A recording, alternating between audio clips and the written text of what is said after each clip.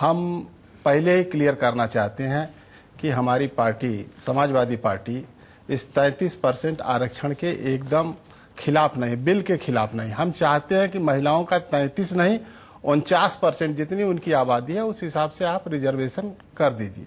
हमारी उसमें डिमांड यह थी कि जो पिछड़ा तबका है 15% के लिए आप 85% का गला मत दबाने का काम कीजिए। हमारी डिमांड से तो हम नंदकिशोर यादव जी आपकी बात हम समझते हैं। आगे आपने जो प्रश्न किया कि आप लोगों का जो यह बर्ताव था यह गलत था।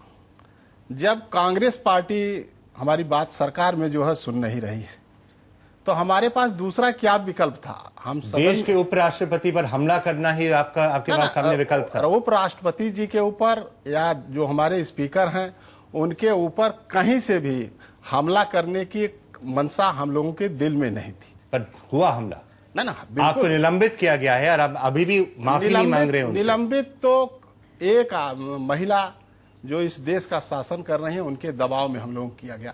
एक सेकंड हमारी पूरी बात सुन लीजिए। हमको निकालने के और तरीके थे, जैसे मान लीजिए सदन के अंदर हम धरना देने का काम कर रहे थे, हम 6 घंटे मान लीजिए वहां धरना देते, हाउस एडजर्न कर दिया जाता। हमारी जो दैनिक समस्याएं हैं बाथरूम जाने की, दवा लेने की, किसी न किसी बहाने हम हाउस से बाहर आते, हमको वहां डिटेन कर देते, रोक देते। लेकिन जिस तरह से मार्शल लगा करके 100 मार्शल लगा करके जिस तरह से बाहर करने का काम किया गया है यह कहीं न कहीं लोकतंत्र के लिए घातक है। आप सबसे मैं इस पर राय लेना चाहूंगा, क्या ये सही था कि गलत था? और भाजपा ने भी पहले किया है, कांग्रेस ने भी किया है, काफी बार ऐसा होता है। A small number of people creating a havoc and not allowing the democracy to function, that's not done. Subhashini Ali? I am not in favor that a very small minority can completely stall the proceedings of Parliament for an indefinite period of time and impose its will. Madhu, is it time that we figured out that actions like this cannot be tolerated?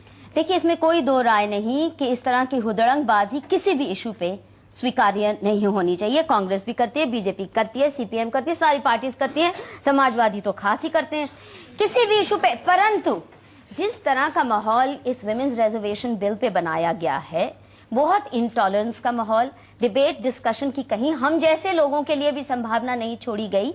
और इनको तो मुंह खोलते हैं तो you are anti women, anti this, anti that.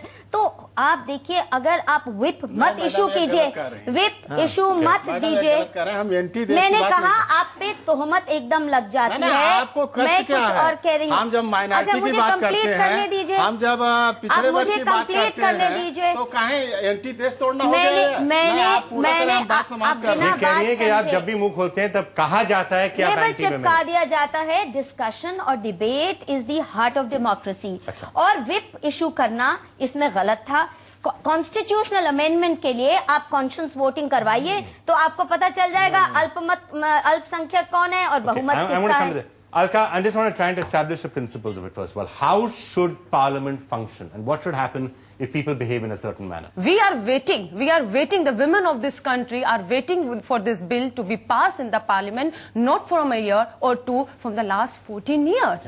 How long you want us to wait? Tuba.com